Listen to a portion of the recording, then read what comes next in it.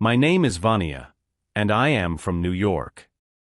In a house very close to mine lived an elderly man who used to tell us many stories about his life working in downtown New York City. Many of these stories were about his experiences as an ambulance driver. Somehow, this environment started to captivate me. So, when I grew up, I decided to study to become a forensic pathologist, wanting to work in the morgue. With a lot of effort, I managed to achieve my goal. After graduating, I worked in several morgues both in my area and in the capital. Although interesting things happened to me, nothing was truly paranormal or out of the ordinary for someone accustomed to seeing lifeless bodies. The reason I'm sharing this story is the following. At the last morgue where I worked, the staff was particularly nice.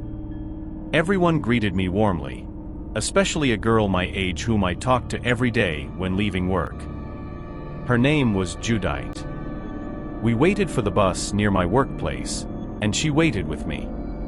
Over time, we became good work companions, and I always worried about her since my bus passed much earlier than hers. Many times the next day, I would ask what time she managed to get home. Sometimes, she would tell me she had arrived very late. On other occasions, in a joking tone, she would say, "E.O., I slept here. Ask the dead to open up a little space for me," followed by a laugh. I don't remember the exact date, but on one of those afternoons waiting for the bus, she bid me farewell in a very strange way. She said something about how she had enjoyed getting to know me and knowing that such a pleasant person walked the hallways of the morgue. I asked if she was sad or if something bad had happened, because it was unusual for her to express herself that way. She replied that everything was fine, that she had just suddenly felt melancholic. That same night, I was getting ready for bed when I received an urgent call from the morgue saying that there had been an accident right at the bus stop where my friend and I used to wait. Apparently, a speeding bus had mounted the curb and caused an accident. Some people, both on the sidewalk and inside the bus, died, and many bodies were mangled. I immediately went there and saw the entire disaster. Hours later, the bodies started arriving, some almost intact, whose cause of death had been blows to the head or something similar, but also bodies almost unrecognizable. We had to store these bodies so that we could later identify them through other forensic techniques.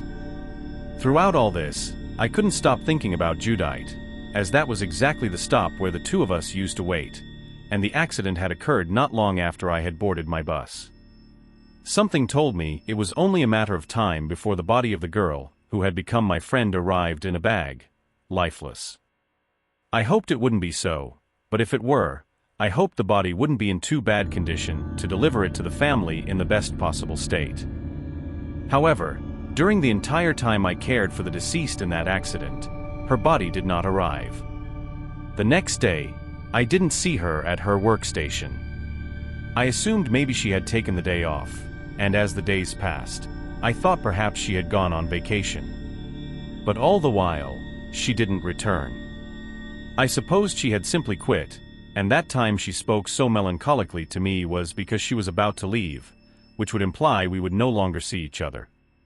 Honestly, I didn't believe our schedules and lifestyles would allow us to meet again someday.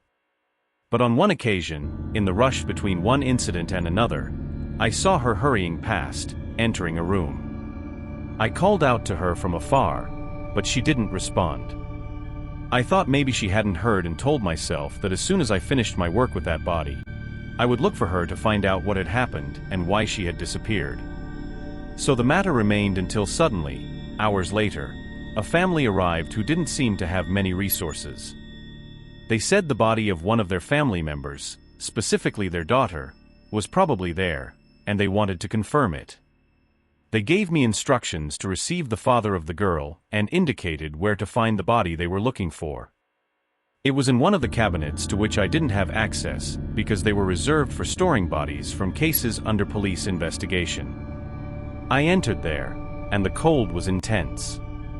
I took out the bag with the requested body and placed it in front of the gentleman. I warned that the body probably wasn't in good condition and asked him not to get nervous. Slowly, With great respect, I opened the bag, exposing the corpse. The father's expression said it all. They identified her as their daughter. It seemed she had died in a traffic accident on her way to work, but because the family was of limited means, they had no access to information that would give them clues about the whereabouts of their daughter, not to mention the inefficiency of the authorities. But that's another story. The point is, not only the father was impacted upon seeing the girl on the stretcher. When I saw her face, I recognized in her my friend who had waited for the bus with me so many times. Without a doubt, it was Judite's body. I'm not one to believe in paranormal things much, but I simply can't explain this experience of mine. The only thing I can say, or that comes to mind to try to give an explanation, even if unsatisfactory to me, is that the spirit of that girl got stuck in the morgue and started acting as if she were alive, doing her job as if she were still inhabiting this plane. Given my account, I would like to share with you the details of this period of my life, and how it affected my perception of the spiritual world. Working as a forensic pathologist is not easy. We are constantly dealing with death and the suffering of families who have lost their loved ones. However, it is necessary work, and someone needs to do it. What I never imagined is that one day I would find a friend among the bodies I examined, much less that I would see her walking through the halls of the morgue even after her death. I remember the first time I saw her after the accident. I was so busy that I didn't pay much attention, but something about her appearance seemed strange to me. She was pale, with an empty expression, different from the cheerful and spirited Judite I knew. At that moment, I attributed it to stress and fatigue, both mine and hers. But after confirming her death, those encounters began to make disturbing sense. There was one particular night that I will never forget. It was a cold and silent night, and I was alone in the morgue, finalizing some reports. The atmosphere was already eerie enough, but that night, something seemed different. I heard soft footsteps echoing through the empty corridors. I got up and went to the door, but I didn't see anyone. I returned to my desk, trying to ignore the chill running down my spine. Minutes later, I heard a whisper, soft and almost imperceptible. It was Judite's voice, calling my name. Ivania. Vania. I turned sharply, my heart beating fast. There she was, standing at the entrance of my office, looking straight at me. She looked exactly as I remembered her, but something in her eyes told me she wasn't the same person. Judite? I asked, my voice trembling. She didn't answer, just turned and began to walk down the hallway. Without thinking, I followed her, driven by a mixture of curiosity and terror. She walked slowly, as if floating. I passed several rooms, all empty, until we reached the autopsy room. Judite stopped at the door, looking inside. When I approached, I saw her pointing to one of the tables. My blood ran cold when I realized it was the same table where I had identified her body days before. Why are you here? I asked, my voice barely coming out. Judite turned to me, her eyes filled with sadness. I can't leave, Vania. Something keeps me here, she said, her voice echoing like a lament. I need your help to find peace. I snapped out of a trance, finding myself alone in the autopsy room. The feeling that it hadn't been a dream was overwhelming. I decided to investigate further, looking for any clues that could explain Judite's presence. I combed through files, talked to colleagues, and even visited her family, but nothing seemed to make sense.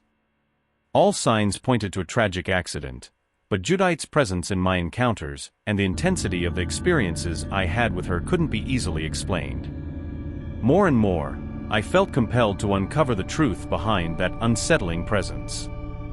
For weeks, I continued to see Judite at the most unexpected moments. She appeared in the morgue corridors, often just watching, other times seeming to try to communicate something that I couldn't fully understand. The feeling of being watched became constant, and I found myself increasingly absorbed in trying to understand what bound her to that place. One rainy afternoon, while alone in the morgue, I felt a strong presence around me. It was as if the air was charged with energy, and the temperature seemed to drop rapidly. I looked around, but saw nothing but empty rooms and covered tables. Then, a voice echoed clearly in my ears. "Giovannia, you need to help us." It was Judite's voice, but this time, it wasn't a whisper or a fleeting presence. It was as if she was standing right beside me, pleading for something urgent. "A help who?" I asked, my voice shaking. There was no response, just an overwhelming feeling of unease. Suddenly, the lights flickered, and a cold wind swept through the room, causing me to shiver uncontrollably. In that moment, I knew I couldn't ignore what was happening anymore. Judite's presence was more than just a figment of my imagination. It was a cry for help, a plea to uncover a truth that had been hidden. Determined to find answers, I delved deeper into the history of the morgue, searching for any records or incidents that could be connected to Judite's death. What I discovered sent chills down my spine. Years ago, there had been a series of mysterious deaths in the area where the morgue now stood. Several people had reported seeing shadowy figures and hearing disembodied voices, but the incidents had been dismissed as superstition. However, one name kept coming up in my research: Judite.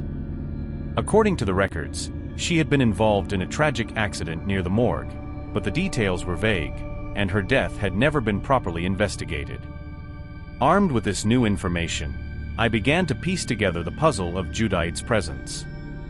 It became clear that her spirit had never found peace after her untimely death, lingering in the place where she had met her fate. Her encounters with me were not just random. They were her attempts to communicate and seek justice for what had happened to her. With a renewed sense of purpose, I continued my investigation, determined to help Judite find the peace she desperately sought.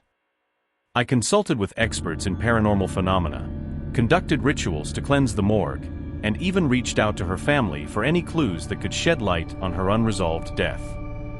Each step brought me closer to unraveling the mystery surrounding Judite's presence and understanding the true nature of the bond that had formed between us. Finally, after months of relentless pursuit, I received a breakthrough. Through a combination of archival records and testimonies, I uncovered the truth behind Judite's death.